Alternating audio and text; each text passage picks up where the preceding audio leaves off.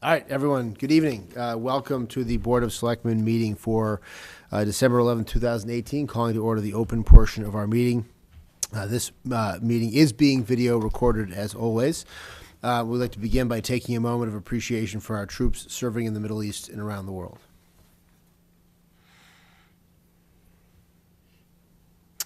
Thank you. I also wanted to note and to extend on behalf of the board our deepest condolences to the family of William H. Mann. Bill served the town in a variety of capacities beginning in 1956, and most notably as chief of police from 1969 until his retirement in 1989. He will be missed. Medfield won't be the same. Memorial Day certainly won't be the same. And so we extend our condolences to the Mann family.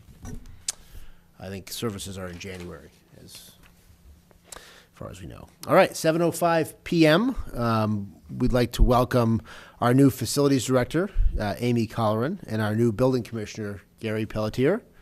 Hope I pronounced both of your names correctly. Great.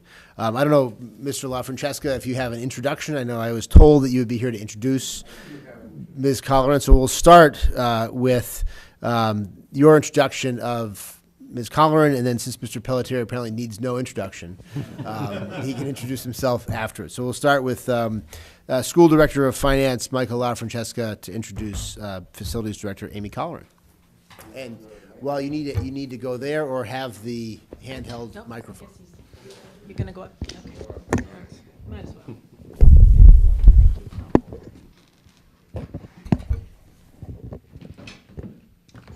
So after a few months of interviewing candidates, we do feel that we have the correct candidate here in Medfield. Amy comes to us from Dedham. She was the Assistant Facilities Director in Dedham. Prior to that, she was a project manager with Turner Construction.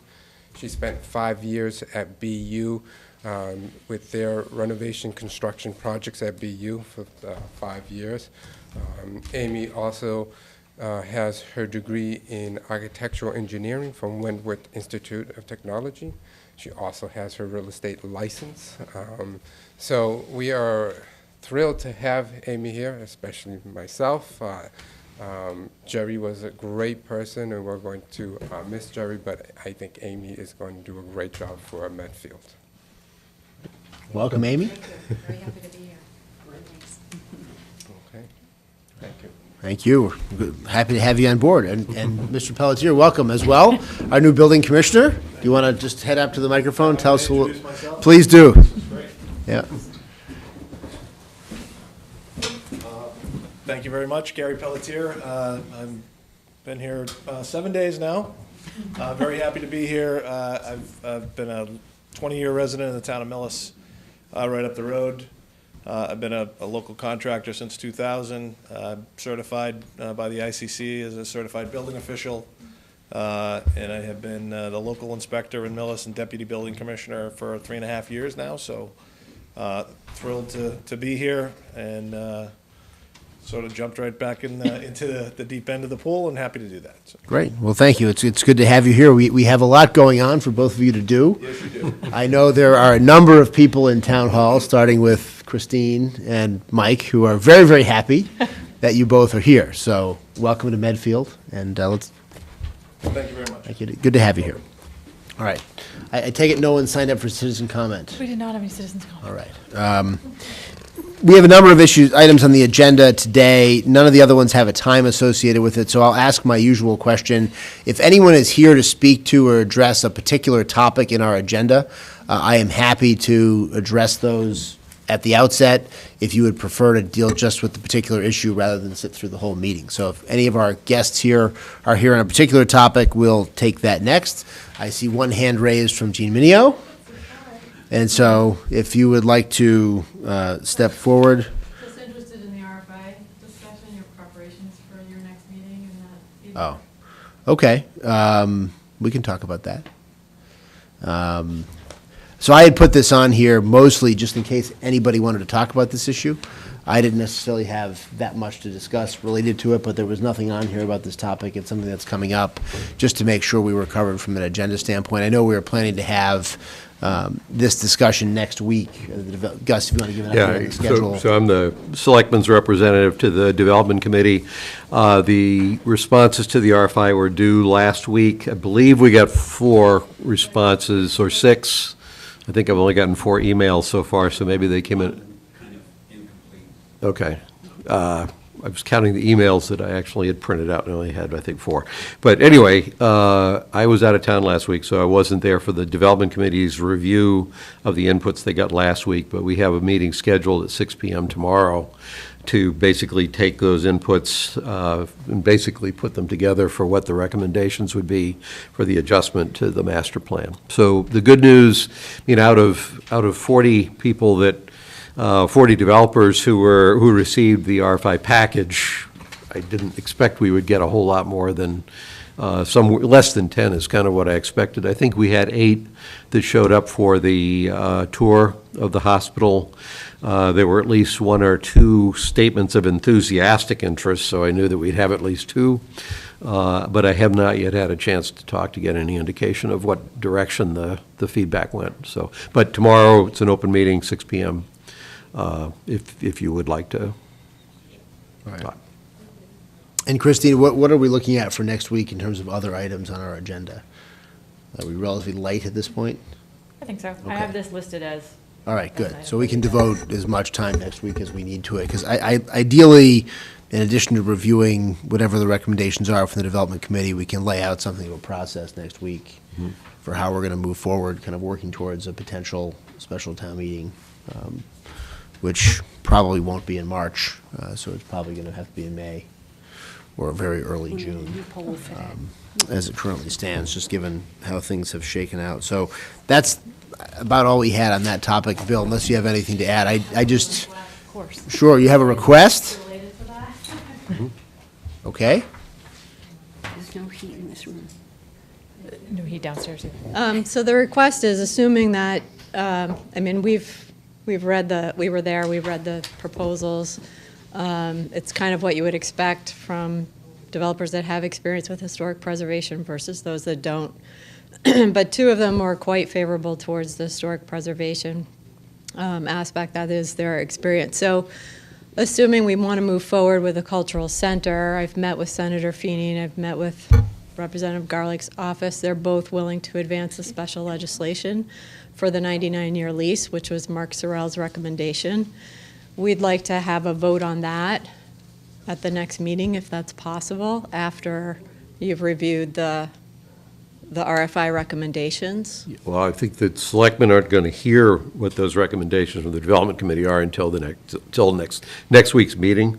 So I would think that might be a little too aggressive to expect us to then vote on the spot to commit to a 99-year lease. Well, again, it's legislation that makes it, I guess, legal, for lack of a better term, for you to proceed with that. It's just Mark- authorizing without commitment, is what you're saying? Well, we need to clarify that, I guess, with Mark, but he felt that was the better route to go than the RFP process on that cultural development, the first phase of those 2 buildings. And Mark was saying that he needs instruction from you in order to just draft that.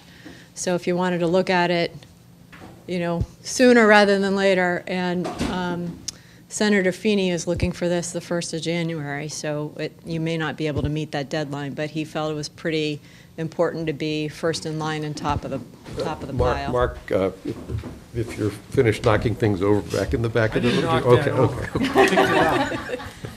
The question is, Jean had requested that after we've reviewed the RFI inputs from the Development Committee, if we could sign to authorize, or at least approve pursuing a 99-year lease. And the point I'm making is the selectmen won't hear what those inputs are until next week's meeting, so it seems premature for the selectmen to need to vote at next week's meeting on whether they're ready to go ahead with a 99-year lease when they'll have only just heard the feedback from the Development Committee. For the legislation that you were advising Jean on, is that legislation that authorizes the town to issue a 99-year lease, or does it commit the town to a 99-year lease? Authorizes, because the town doesn't have authority to enter into a lease beyond 30 years. But does it commit us, are we making a decision that, yes, we are going to lease that property, or is it only enabling us to make that? It enables you. It's just enabling legislation. Okay, well, if that's the case, then it's probably easy for us to do that. I would think consistent with what we've already gotten authorized to do so far. Yeah, if it's just enabling legislation, I mean, my concern would be, obviously, we can't commit to a lease till we've seen the lease and what the terms are of the lease. And I Sure. think this is, I Right. don't think this is going to be a straight 99-year lease, no strings attached. Right. You know, this is not a sale. Yeah. And so, if it's just enabling legislation, I mean, Pete, I don't know what you think. I don't have an objection to. Yeah, that doesn't bother me. Yeah, I have no objection to pushing that It's gonna along. be like 3 sentences. One, notwithstanding 30B sections, notwithstanding 40, section 4, or any other, the town would be authorized to lease up to 99 years, and then the next one would be whatever the entity is that you have, Cultural Alliance. that you be able, notwithstanding 30B section 16, you can lease, you can directly lease with them without going out to bid. Okay. Okay, so I have no objection to drafting that then, because it does move the ball forward, and we'll have the time to work out the details of the lease and what the terms will be and all of that, so. So did you want to see a draft next week then, I guess is what you. You okay with Yeah. that, Pete? Getting a draft next week? Next week is fine? And then the second part of that is they are having conversation, they being Senator Feeney and Representative Garlick, about the potential to co-sponsor an earmark for that and push that through next year too. So they want to do that early in January too. I think you probably want to get through next week's meeting.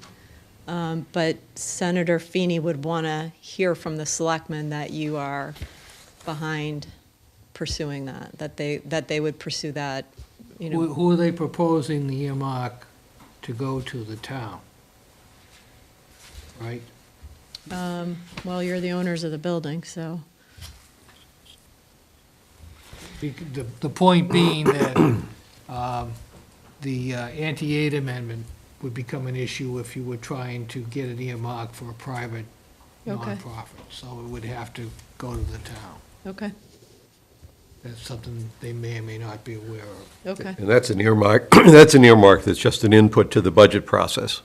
correct. So- So that's a longer process than this Right. local initiative, which Yeah. is the 99-year lease piece. So there's two What- pieces to this conversation. Yeah, what I'm trying to keep us as honest on as possible is what I keep calling the fork in the road. None of these things are putting us at the fork in the road. We're doing all the things that enable us to keep the fork alive, to go and develop the Arts and Culture Center. Right. It would make sense to have an earmark, and then if it turned out that, for whatever reason, that didn't Pull it. happen, they just withdraw the earmark, so there's no problem. So I guess it's more an issue of just letting them know that this is a sincere interest on our part. Right. They were going to do that in January? Yeah, 'Cause January 2nd. Yeah, January 2nd, okay, well, I was going to say, because I would say if they're doing it in January, by that time, I think we actually will know whether there's anything that came in from the RFI inputs that would cause us to take a pause on this. Okay, thank you. So I think that's, and I think on the anti-aid amendment, Mark, presumably our legislators, or at least the council for the legislature, will be aware of that as well. Counsel for the legislature. And so they can recommend a structure for that earmark that would be legal, hopefully, in theory. All right, anyone else here on a particular topic that we should take up before we kind of go through our agenda serially? No? Okay. Starting with action items. Director of Public Works Maurice Goulet requests selectmen to vote to sign the following contracts. Environmental Partners Group, Inc., Quincy, to perform landfill monitoring services, fee not to exceed $31,000. Questions on this one? I'm okay with that one. Pete, any questions on this one?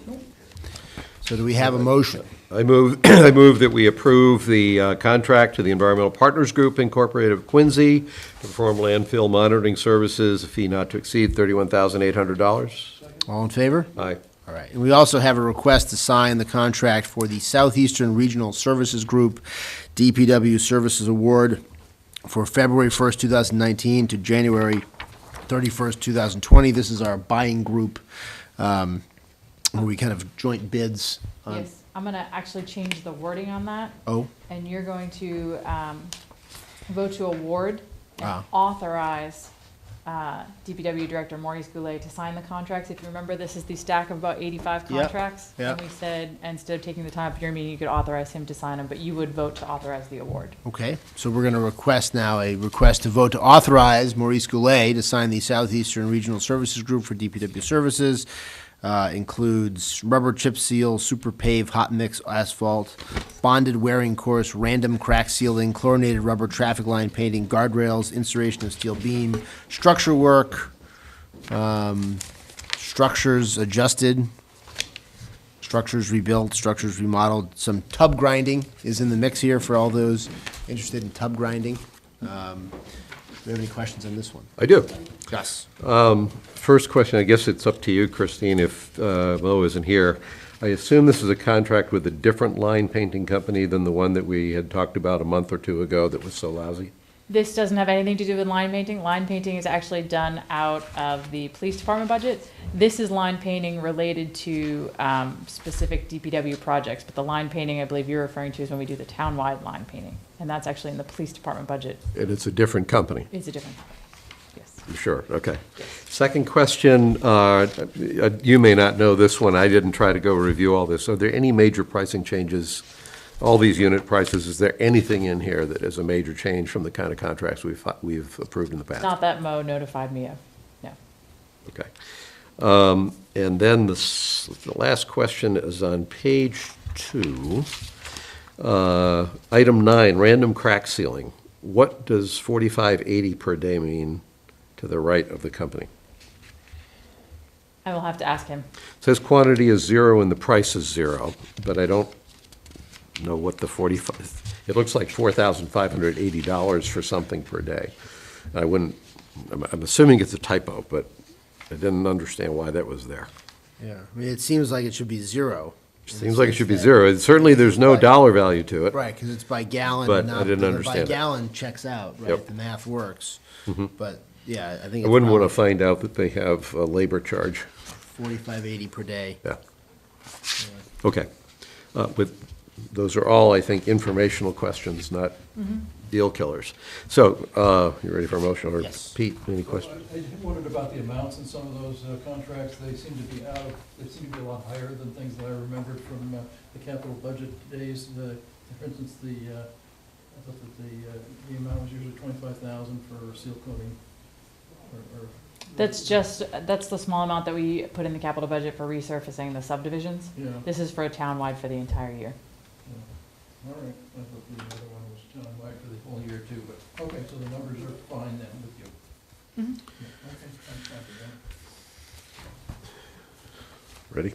I'm ready. Okay, I move that we award and authorize the DPW director to sign contracts with P.J. Keating Company of Cushnet, Massachusetts for super pave hot mix asphalt in the amount of not to exceed $318,850. All States Asphalt to Sunderland, Massachusetts for a rubber chip seal contract not to exceed $119,100. All States Asphalt, Sunderland, Mass, for a bonded wearing course contract not to exceed $288,450. Seal Coating, Inc. of Braintree, Massachusetts, a random crack sealing contract not to exceed $39,700. Markings, Inc., Pembroke, Massachusetts, award a chlorinated rubber traffic line painting contract not to exceed $101,775.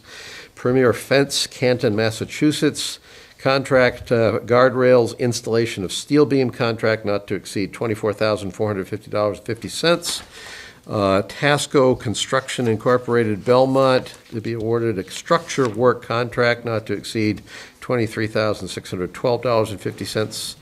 Wicklow Wood of Northbridge, Massachusetts, a tub grinding contract not to exceed $15,000 for a total estimated value of new contracts of $612,088 and a grand total of $930,938. Second? All in favor? Aye. All right, we next asked, Yeah.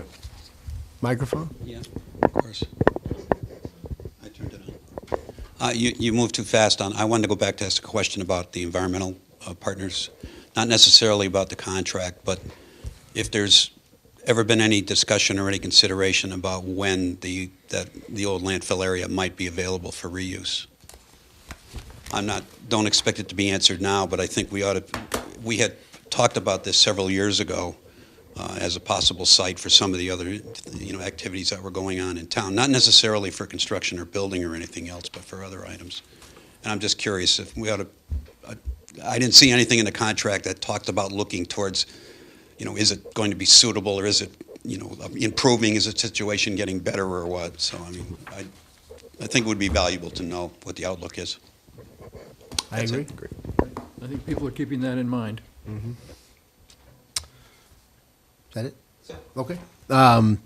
We are requested to sign a contract with Patriot Properties, Inc. of Marblehead, Massachusetts, to provide services in compliance with the Department of Revenue regulations, a fee amount $7,950. That includes analyzing the forms of lists returned by the owners of existing taxable personal property, review the taxable inventory base, and other activities specified in the contract. Any questions on this one? It's actually a 3-year contract for $26.50 per year. I don't have any questions. Pete, any questions? No. We I have was a motion. surprised that it was so little for, it's the software that the assessors use to run the taxes. This is actually the consulting work that they do in addition to the All software. right, all right. I move that we sign the agreement with Patriot Properties Incorporated, Marblehead, Massachusetts, to provide services in compliance with Department of Revenue regulations, fee amount over 3 years of $7,950. Second? All in favor? Aye. All right, we are also requested to vote to sign an assent to probate and acceptance of deed related to the gift of land by the estate of Carol Stockman to the town. That's approximately 11.8 acres south of Bridge Street. That was accepted by vote of the recent special town meeting. I assume this is, Mark, you've looked at this. They're two separate documents. One's an assent to the probate. The other is actually the acceptance of the deed. If you can, I'll take those back, and the attorney's going to pick them up from me in Franklin tomorrow if you sign them. Okay. Ready? Yep.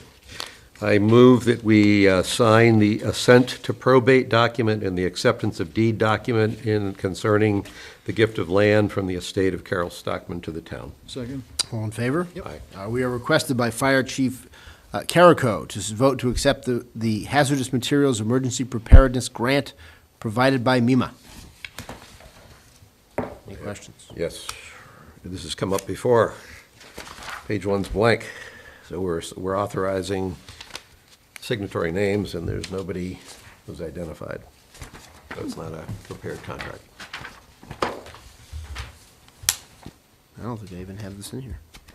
It came in the package, Yeah, but yeah, you can see what, I didn't print all of it out, but, so, it's not complete. This has happened before on these, and it's blank, so. Yep. All right, so we'll put that off to next week. Okay.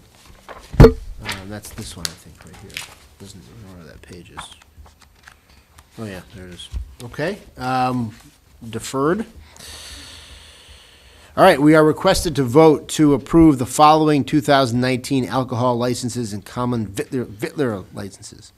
Avenue, Basil, Jing's, Garden 2, Kingsbury Club, Medfield, Noon Hill Grill, Nosh and Grog, and Takara. Do we have a motion? I move that we approve the following 2019 approve the following 2019 alcohol licenses and common vittler licenses: Avenue, Basil, Jing's Garden 2, Kingsbury Club, Medfield, Noon Hill Grill, Nosh and Grog, and Takara. Second? All in favor? Aye. We are also requested to vote to approve the following 2019 all-alcohol package store licenses: Bullard's, Medfield Package Store, a.k.a. Larkins, and Palumbo Liquors. We have a motion. I move that we vote to approve the following 2019 all-alcohol package store licenses: Bullard's, Medfield Package Store, Larkins, and Palumbo Liquors. I'm sorry, did you include Palumbo or not? We did. Yes. Second? All in favor? Aye. All right, we're requested to vote to approve 2019 wine and malt beverage licenses for the Medfield Wine Shop and Medfield Commons, which is at the gas station on Main Street. I move that we approve the 2019 wine and malt beverages licenses for the Medfield Wine Shop and Medfield Commons. Second? All in favor? Yep. We are requested to vote to approve the 2019 Farmer Brewery pouring permit to Seventh Wave Brewing Incorporated.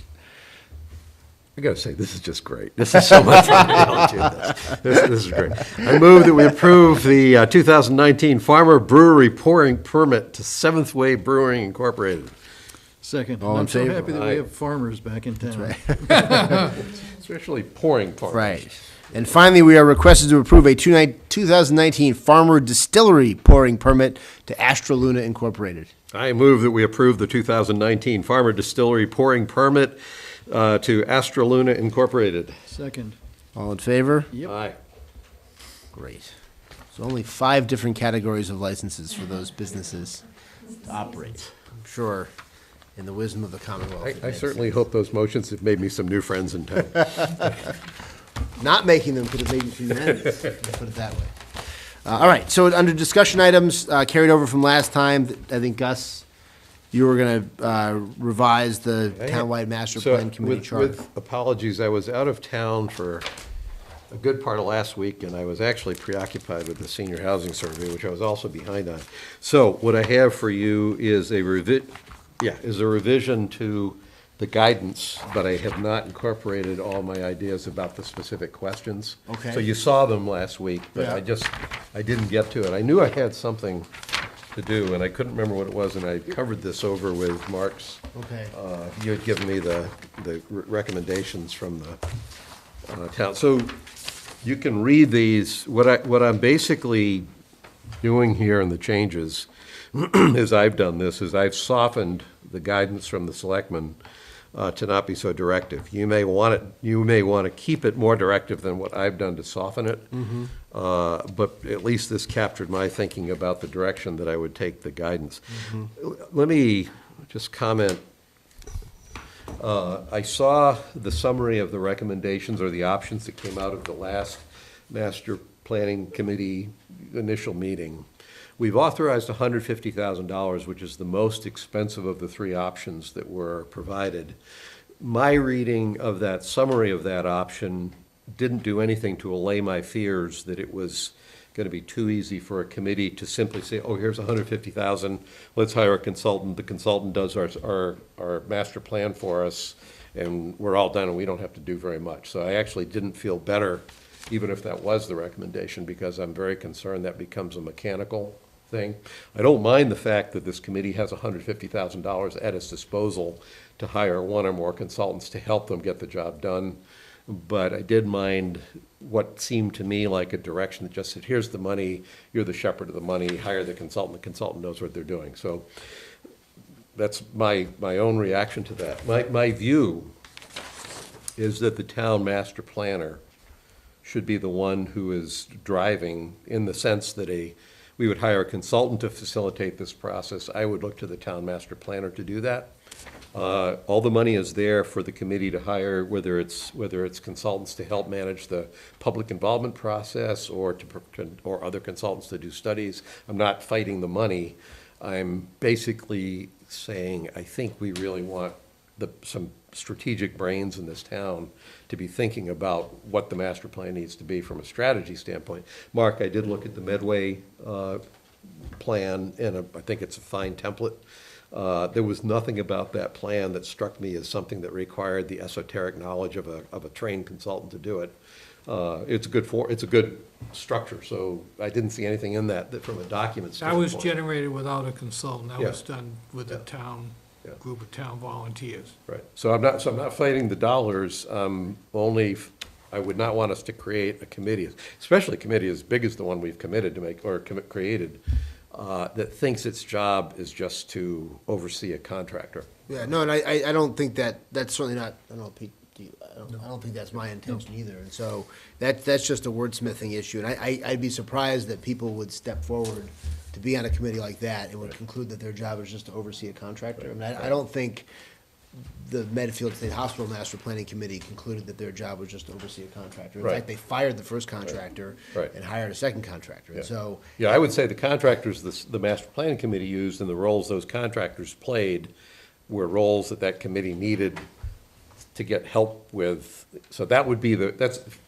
not that they need those particular kinds of consultants, but the way they thought about bringing consultants on board to help them get the job done that they were doing is, I'd like that same attitude. Yeah, and I kind of see it as the same way here. And I do think, and I think you might have missed the meeting when Sarah was here to talk about this, but I think this is a process that Sarah is ultimately going to drive from a town staff perspective. The schedule that was attached to this original draft charter was her schedule. Yeah. And so, you know, we had asked her to prepare a schedule of how she would want to proceed. Yep. And so that was the schedule that she wanted to follow in doing this. And she's made the suggestions about who should be on the committee, who should be recommended. So I agree with that entirely. My only concern is, you know, while there are important strategic decisions to make, and I do think the kinds of questions we want the committee to answer, I think we can add to the list as time goes on. You know, and other people will add to the list as they're kind of at the beginning. But there are, both by state statute, some guardrails to what the committee can do. And I think there ought to be some guardrails just overall as to what's being done, so this doesn't turn into kind of an endless process, right? I mean, there's strategic decisions to be made, there's work to be done. You know, it doesn't have to be a 3-year process. I think ideally, a good townwide master plan is designed to be updated every 5 years.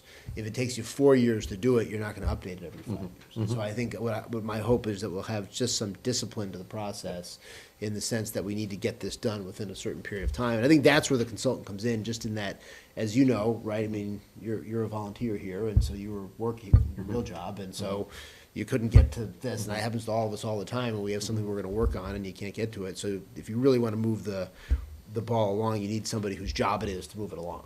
And I kind of see if the master planning committee has a meeting and says, we need to do these next 4 things by the next meeting, it's the consultant and Sarah who will get those things done, get the draft together, and that's kind of how That would you see be it my quick differently, Pete? response. No, I think That's my absolutely quick the way- response. Sarah, it is her job to move this along, so Yeah. unlike the rest of it. Yeah. So anyway, my point was, the changes that I've got here were all to soften the prescriptive nature that I read into some of the things. I'm happy for you, either one of you, to push back and say, well, now you've made it too wishy-washy if you want, but the only other changes I had were the changes that you actually saw in the wrong format, so I'll continue to work on that and then send this thing out. Yeah, But- and I think I thought all of those substantively were fine. Yeah, okay. And I probably should have said them at the town meeting a year and a half ago when I said that.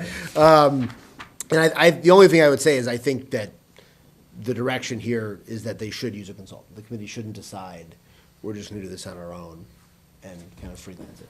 That's the only I would be surprised if we You give a would need committee somebody with- $150,000 if they Yeah. would You do would need that. one or more people on the committee with a very strong planning background to be able to even do that.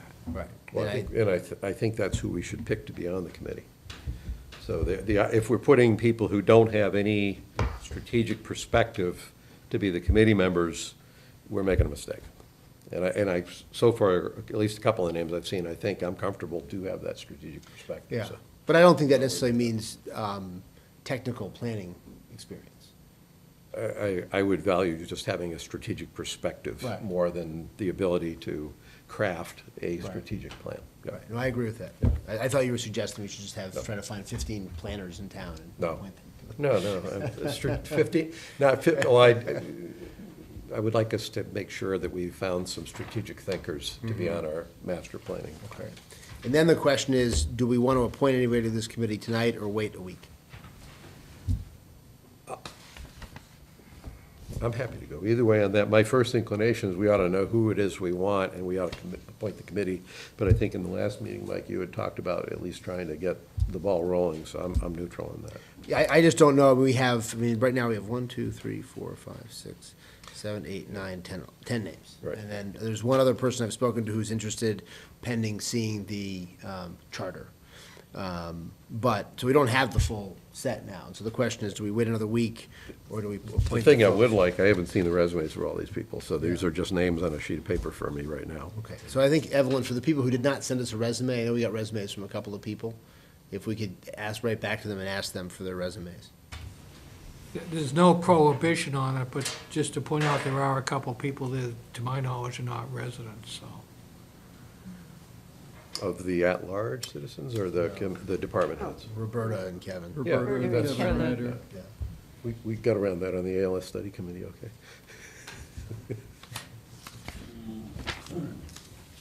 All right, why don't we get the resumes together, Evelyn, and we'll do this next week? All of them?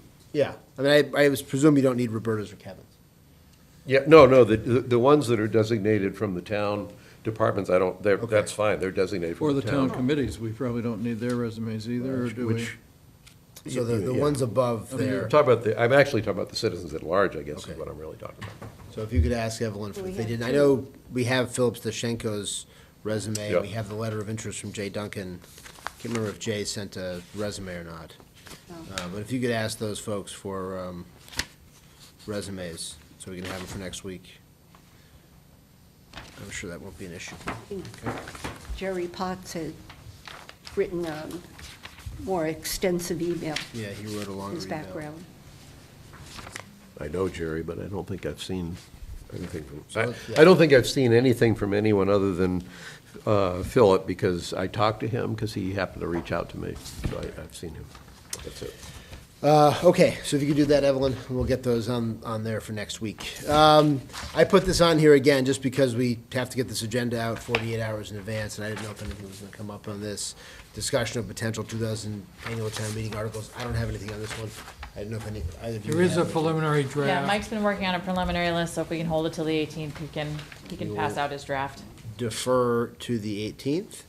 And then discussion of FY 2020 budget and Board of Selectmen review of department budget plan for fiscal year 2020. This was just to give us an opportunity, as I thought, both when I originally got the draft, that the agenda was pretty thin, and also as budgets are starting to come in and hoping to reserve as much of next week for discussion of the hospital issues, that any guidance or direction or other stuff we need to talk about in terms of giving to town departments, I thought tonight we need to talk about it. And again, I don't have any particular agenda on this. I think we've talked about some of the specifics of things that we're concerned about related to the OPEB contribution this year and other policies we've adopted in the last year. But again, I wanted to make sure we had an opportunity to talk about this, just so if there's any direction we need to give to the town staff, we can give it.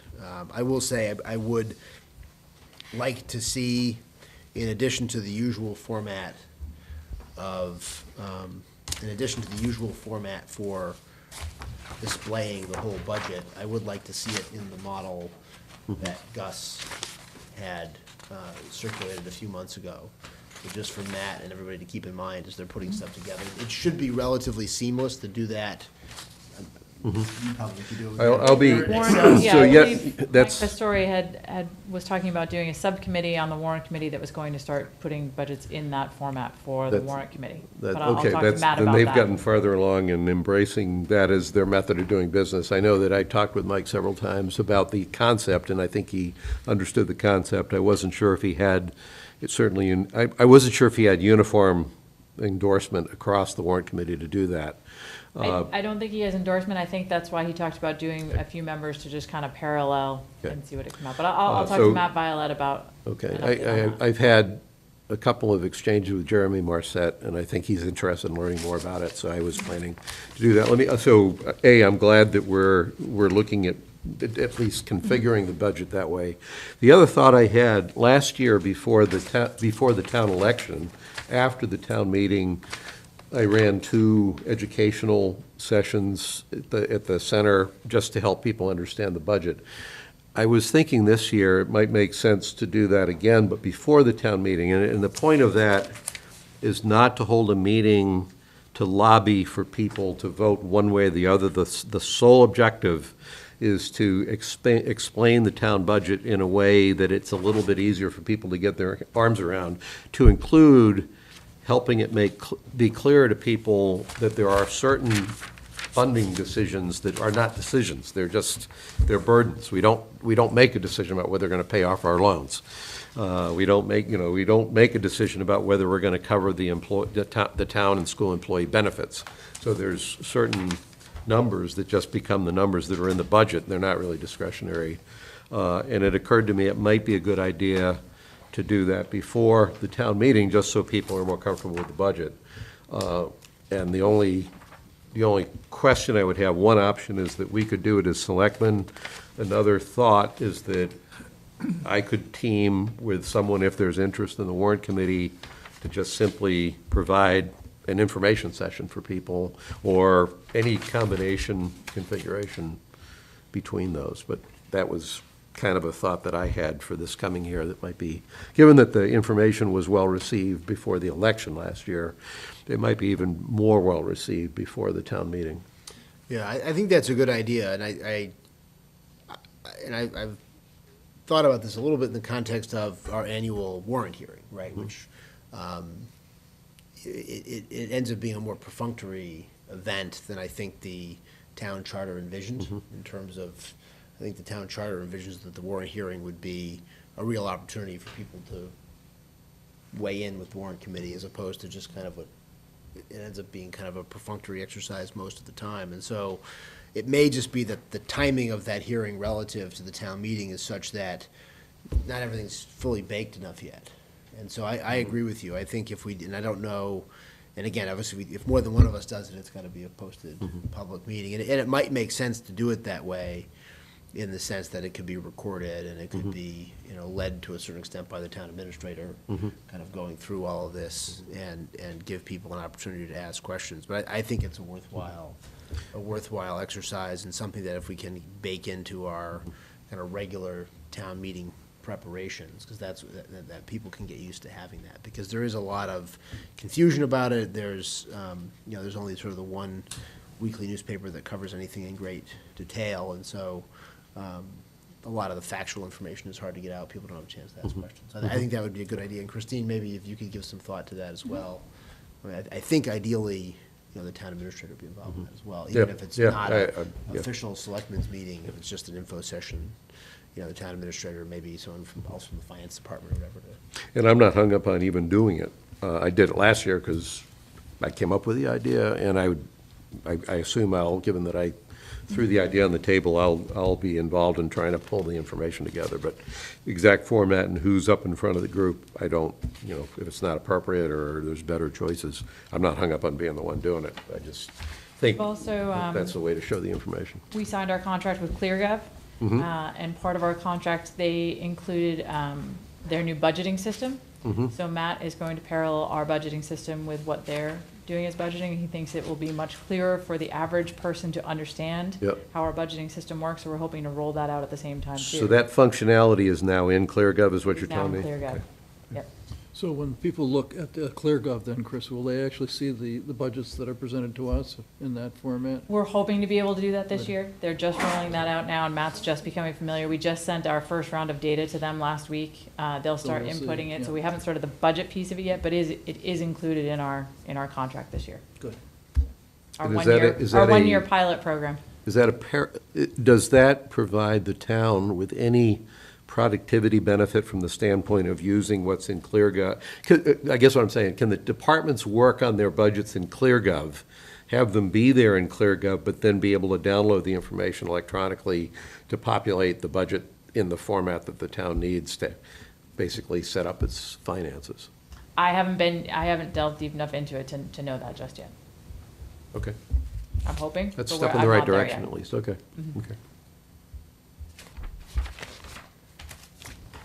And I had one question. Maybe Christine or Gus can answer this question, just on the fire department budget.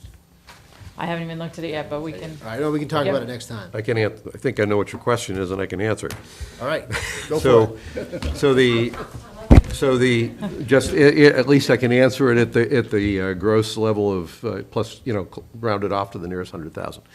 The override that was requested last year was for $250,000. The $250,000 was the net increase to the town to hire the 4 paramedics once you netted the net increase in ALS fees that the town would generate as a result of being ALS certified. The actual increased cost to the fire department for 4 paramedics is roughly $100,000 a paramedic. So this year, the fire department Chief Carrick will come in what he specifically wants, but the way that we presented this last April was that this year, the fire department would need another $150,000 bump in their salary line to cover the full cost of their paramedics. However, we were projecting that there would be an offsetting $150,000 in increased revenue from ALS revenue. So the revenue to the town goes up, the cost of the fire department goes up, and it nets $250. I'm totally with you. Okay. And I'm just wondering why the increase isn't larger. Well, that's a In terms of great question. The appropriation increase is less than both 400,000 and less than both 250,000. Well, I think I was he's- expecting- I Should think have he been cites 150,000. the figure, added figure for ALS is 261,000 more, doesn't he? Right, well, I mean, if you're looking at the total, I'm a simpleton, so I'm just looking at the total increase in the budget is less than $200,000. And so even if the revenue is coming in from a revolving fund through ALS, we still have to appropriate it, because you can't guarantee that it's gonna be there. We can't spend money out of a revolving fund without an appropriation. So I was expecting to see a $400,000 increase. It wouldn't have been a 400,000 increase because they had the increase from the override last year. They got the better part of 250,000 last year, so it would have been Part of more that like, money was being just carried on that forward. alone, it would have been 150,000. I see. But if you didn't see 200,000, that says that all other costs of the fire department hardly went up at all. Right, which that's is what interesting. that's kind of what I'm trying to Yeah, get at, is that it's, okay. I expected to see a larger increase than that. So- It may be that the overtime has gone Yeah. down, something like that. Yeah, which is good, which is all to the good. That was the only thing I was expecting to see a larger bump. All right, very good. I just had a quick question about process for this. So last year, we emailed you every time a budget was submitted. Do you want, when there's a budget update, emailed to you as well? And then do you want your books, same as you had last year, where we update as the budgets are updated? I like getting the book, Okay. and then I did like getting the updates, but I guess the question is, when are we actually in the business of reviewing department budgets? So you should have already been receiving them. Yeah, but I'm just saying, but I'm not really doing a whole lot with it Right. yet, because I'm assuming the warrant committee's gonna do something with it first. So that was another part of, I think, when do we think we'll have them all in, of our budgets that we have control over? Shortly. Shortly. So I mean, if we were to put on our agenda for, let's say, the 15th of January, Oh, yes, you'll have them talk all in by about the then. budget. So I think we should get them all in. Yeah, And kind of look yeah. at them as a whole. Right. Yeah. So if we put on there for the 15th of January, that's when we're gonna talk about the budgets. And the only thing I would say is if it turns out that our meeting there on the 8th, if that's looking like a light agenda as We'll well, move it and to we're the all 8th. done, we can move it to the 8th. Assuming we have the stuff, Yeah. have the binders and stuff in time. And if we do that, I'll do my best to come up with a pro forma of that Which budget, configured actually? budget that Okay. gives us a You wanna look different at? view as well. Okay. You Or else wanna it'd be look- fine if Matt or somebody did Which that. budget? Yeah. I may be the only one who All of them. understands it right now. You want all of the budgets. You want all of the budget? All of the Because you've been saying that you're responsible for. Well, everything except the school budget we're responsible for, so, Yeah. I mean, I think the school budget proceeds on its schedule. I think we'd like the school budget too, but in terms of making decisions about yes or no on particular department budgets, those are the ones we have to make yes or no decisions on. So we'll schedule it for the 8th or the 15th. If you can start to look at them, and if there's anything that jumps out at you, obviously with the fire department, that you want department heads to be there on the 8th or the 15th, we can have them ready for you that night to have discussions with. Okay. All right. Anything else on the budget? All right, consent agenda. We have two items in the consent agenda. Request permission for the 4th Annual Hunters Run on Sunday, April 7th, 2019, and a request to post signs from December 23rd to January 8th announcing kindergarten registration. Any objections to the consent agenda? Nope. Not, can we have a motion? I move that we approve the items on the consent agenda. Second? All in favor? Aye. Anything else on the discussion of the meals tax distribution? I didn't think. Mike will hold that till when he comes. Okay. Anything on the Board of Selectmen action list? All right, Selectmen report, Selectman Peterson. The Medfield Foundation had two events in the past couple of weeks. First one was the Legacy Fund, which is the fund, the endowment fund that the Medfield Foundation is helping to create for the town.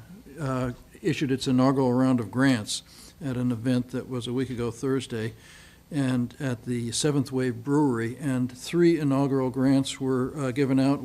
One to Jean Minio's Cultural Council Group for the project up at the State Hospital that she is championing. Second was to the Medfield Rail Trail, Friends of the Medfield Rail Trail that Christian Donner is championing. And the third one was to Medfield Youth Outreach, Executive Director Don Alcott's Medfield Cares About Prevention. Jean's going to use her money, as I understand it, to push forward her plans for the two buildings, the Lee Chapel and the infirmary. Christian Donner is trying to get the money together to actually build and install the rail trail. Fortunately, actually, I don't know if you guys noticed today, but the people that did the cyclocross are indicating that they're going to make a donation to Christian's rail trail effort, so that was great to hear. Through the Medfield, the Medfield Rail Trail effort is a Medfield Foundation initiative, yeah. And then MCAP, Dawn said that she's going to actually, I thought this was fascinating, that she's going to use the money to hire a consultant to help her group write the grant to the federal government. SAMHSA is what it's called, but I don't know what it is, but it's federal government that issues huge grants for substance abuse. She's applied for it a couple times already, came very close to getting it, so she's hiring a grant writer to help her get this grant, and the grant is $625,000. It's $125,000 a year for 5 years. So, if the Medfield Foundation inaugural grant to MCAP can help them get the substance abuse person in town, that would just be huge. And it's documented to show that it actually reduces the substance abuse in town. And what you know from the statistics is that if you reduce the substance abuse, fewer people are going to have substance abuse problems later in their life. So that you're changing lives. So that was exciting. And then the Medfield Foundation ran the Angel Run in the Rain this year. About 800 people, I think, still showed up and had a great time. So, and it raises a ton of money for families in need in Medfield, so that works well. I think I might have won the Selectmen division in that race. I didn't see you there, but you must have then. You were so fast. All right, I'm still pushing for the 240 pounds and up division, which they haven't done yet, but I think I'd have a real shot there too. But and then I went to two regional sorts of things that were actually very interesting. The first one was the Metropolitan Area Planning Commission held a meeting to ask area towns what we want them to be working on for what they're calling Metro Common 2050. So this was basically a meeting pulling together people from the area, and people came from a wide variety of towns, actually. It wasn't the usual ones that I'm used to seeing. They were farther afield than what I'm used to. But the notes that I made of that was, well, the main issues that they indicated to the MAPC that they want them to be working on are really transportation issues and housing issues. But the two specific notes that I made of issues that were presented that I thought were fascinating. One was to use the Council on Aging vehicles to get people to trains in the AM and the PM, because those vehicles aren't used by Council on Aging during those before and after work hours. So I thought that was a wonderful synergy. And the second one was actually presented by Mike Gillette, who's the town administrator from Westwood, and he said that he went to Denmark a while ago, and that they decided in Denmark that it was just inefficient to have towns less than 50,000 population. So the federal government in Denmark just ordered the towns to realign themselves into population centers of 50,000 and said, if you don't do it, we're going to impose it on you in 2 years. And they all managed apparently to figure it out in those couple of years. So the Medfield militia is being formed next week. I mean, it's nice having these towns that we have in Massachusetts, but the rest of the country governs themselves based on counties, and so that in Maryland has the same population as Massachusetts, apparently, and they have like 8 counties, I think, for the same population. So they have 8 call centers, 8 police departments instead of 351, and 8 school committees instead of 351. I have a business partner who lives in Rhode Island, and he has informed me that there is not a single county in Texas that's as small as the state of Rhode Island. So. Can we get Millicent, Sturbridge, and Medway back? Yeah. There was somebody from the Foxborough, actually, at this meeting, and they were talking about the fact that Foxborough has joined with 3 other towns to do dispatch, which I thought was fascinating. Number of towns are doing that. And Walpole said that they only held out from joining these other 4 towns because they had just built a new public safety building. But, you know, there's a lot of things that would make a lot more sense if we did them on a regional basis, if we could get people to agree. The other meeting that I went to that was actually pretty good this past week was this regional towns meeting. And it's a combination of select board members, town administrators. This time there was a planner. There were 2 town administrators this time that came. And let's see, we discussed the electronic voting for town meetings. Budget liaison. A lot of the towns have a committee that's specifically formed to help the town process the budget to the town meeting. And they have the 2 superintendent of schools, the town administrator, 2 from the Board of Selectmen, and 2 from the school committee, they said. Marijuana, they talked, a lot of the towns are marijuana issues, bless you. Cable TV, there was a man who spoke about that who seemed to know a ton about it. I think he was from Medway, actually, on their, I think he was on their planning board. And he basically said that the money is going to be gone for the cable TV, the people like Medfield TV in 7 years. He said there's not going to be any more money for them. It's really an FCC issue, but the Comcast and Verizon just aren't going to be paying money. It's an industry issue, too. Yeah. And so that I guess the reaction of the group was that, you know, once you have Medfield TV, do you just let it disappear, or does the town take it on as an expense at that point? So we've got there's a 40B letter that they're talking about getting people to sign up on, and they're also talking about sharing a 40B oversight employee who would actually make sure that the 40B projects are complying with what they're supposed to be complying with. And I guess they do that over in Lincoln and some Acton areas. Maybe they share some employee. And that's it, Mr. Chair. Thank you, Pete. Gus? Kind of 3 things, and you already heard 1 or 2 of them.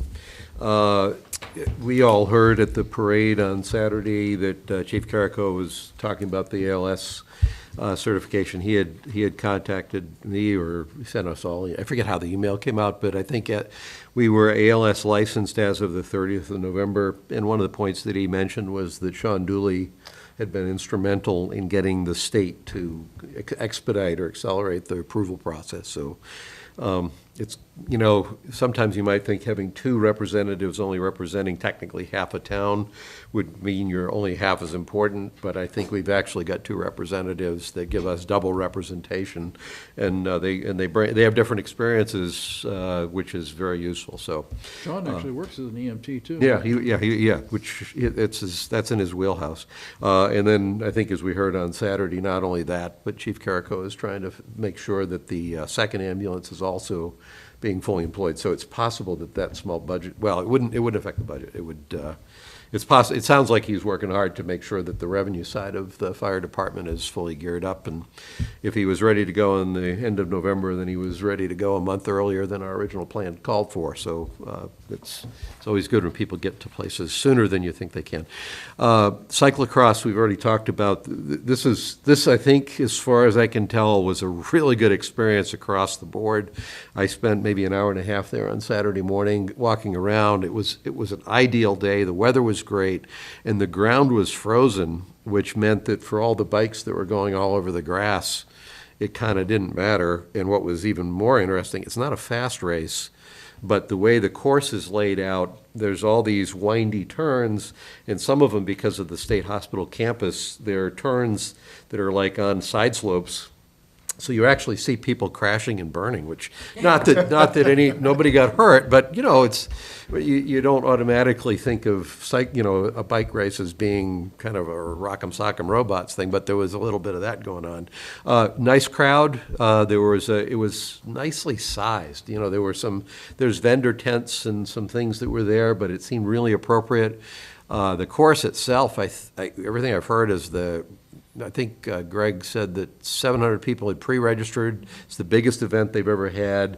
People were raving about it, and as I walked around the course, I can see how it'd be fun, because the course goes in between buildings, so you could have somebody 50 yards out in front of you that you're trying to catch up with, and they make a turn, and they're gone. You don't know where they are, because, the lines of sight are blocked by the building. So that was all great. There was, from his email, it sounds like there was a decent public turnout, aside from the competitors.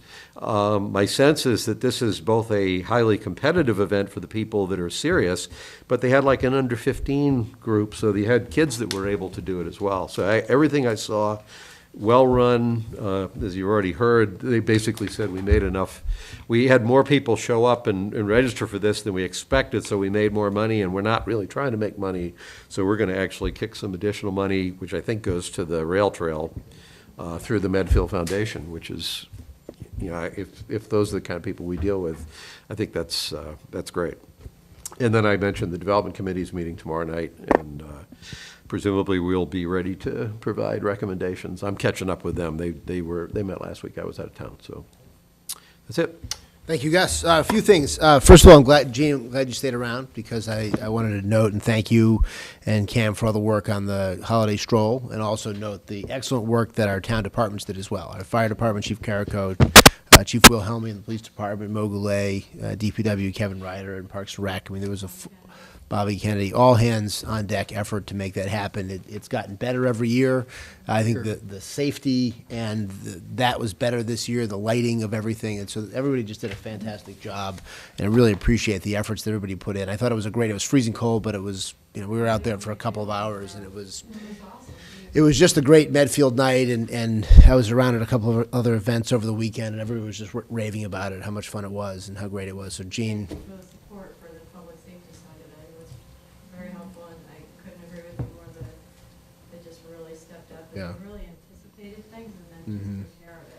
I mean, it couldn't have made our job as organizers any easier. And it was, I heard no complaints. Yeah, I think it was a great, it highlighted our downtown very well. I hope it was a good night for our businesses. It seemed like it was a very good night for the food trucks.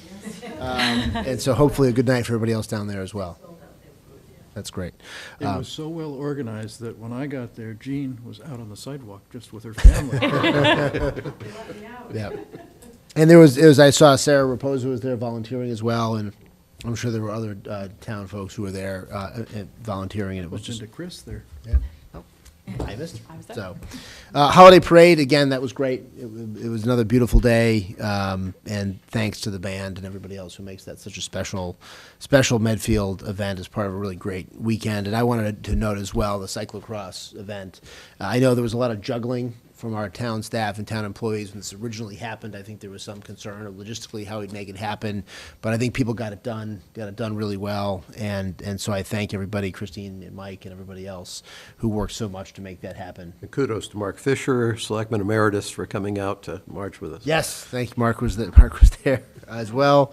But I spoke to somebody on Sunday who was a Medfield resident who rode in the cyclocross, and he was just raving about how great it was. And, and so it was that was a great event for the town as well. Just a quick update from the Affordable Housing Trust Board. We met last Thursday in a new venue in room 125 of the high school. There were so many meetings. There were so many meetings in town last Thursday. We were in the high school. It was actually a great room, and so we may end up using it again. Yeah, we had Sarah put up some good signage. The acoustics were very good because the ceiling wasn't too high. We could hear each other.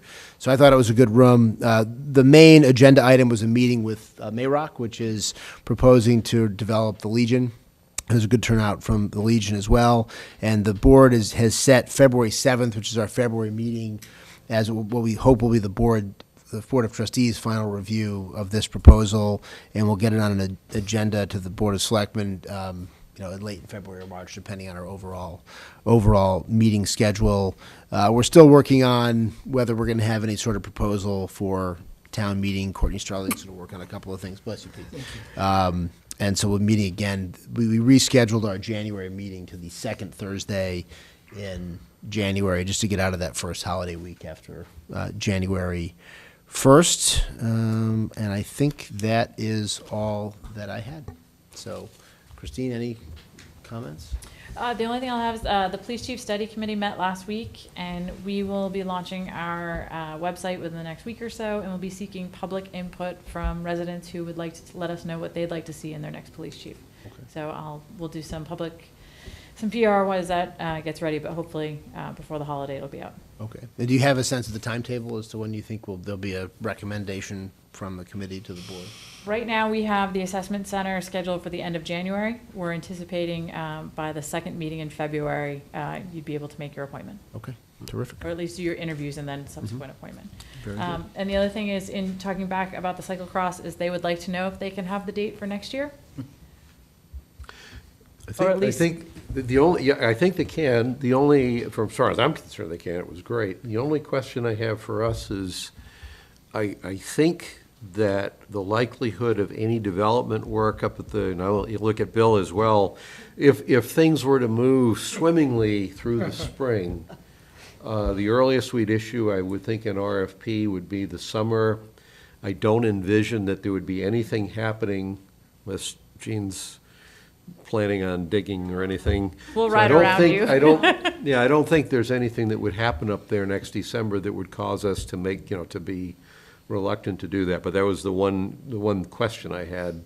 The only thing I think you just might want to, I think you're right, by the way. I doubt very much if you could get anything done that quickly. Just going out for the bids and everything else will take time.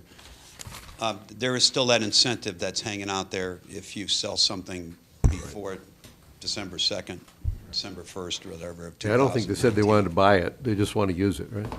I'm looking to sell it, my only comment would be that if you sell it, then now you have another legal entity Right, who's going right. to have liability issues and all the rest of that stuff. I did want to make a comment about cyclocross. It was a great, I thought, very nice email that came in.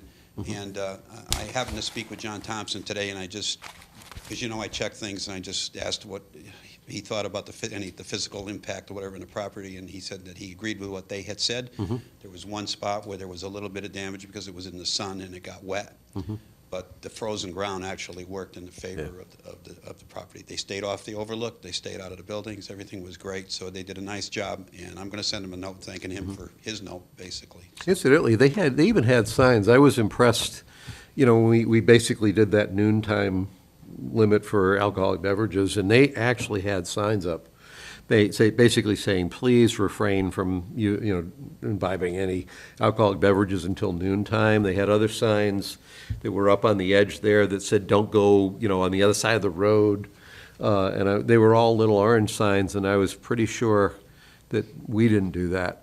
So they were conscientious about it. We were struck by they used kind of like the police tape for marking the lanes, and if you read it carefully, it basically were lines that talked about explosives, which I thought was kind of cool. But it was like, that was the... They were very good about meeting with both the state hospital committee and both chiefs to work out all of the signage issues and everything, tried to anticipate all of our issues up there, so they were great to work with. But if it's okay with you, I'll start to work with both them and the car show about having their show in September, June. Excellent. You don't have any movies that you got planned, Chris? No movies planned? I haven't heard anything yet. Do we have a motion to adjourn? You voted at the last meeting, so it's not on the agenda, but just a reminder, the Eversource and Verizon agreements, 2 of the 3 of you need to sign them. They weren't signed last time. Yes. Selectman Murphy signed the Verizon. Okay, well, the point is that they need to be fully executed so we can get them back to the 2 utilities, so. We had 2 out of the, I think the 3rd contract wasn't there, as I recall. Didn't have the Eversource contract at Right. the time. We now have. So do we need to sign them tonight, is what you're saying? Yes. Okay. And speaking of contracts, when do we vote on Chris? You already voted We already to voted. sign it, So so the final copy came in tonight. So We're we gonna- just have to sign it, you there's sign no it. action. I'm gonna print it required. off Okay. tonight and you can sign it. Give That's me- right, too, we give did, me yeah, just we a few voted, minutes. yeah, you're right, we Yep. did, okay. Maybe we should wait till the ink is dry and we'll congratulate you next Tuesday. I'm just trying to make sure something important doesn't fall through the cracks.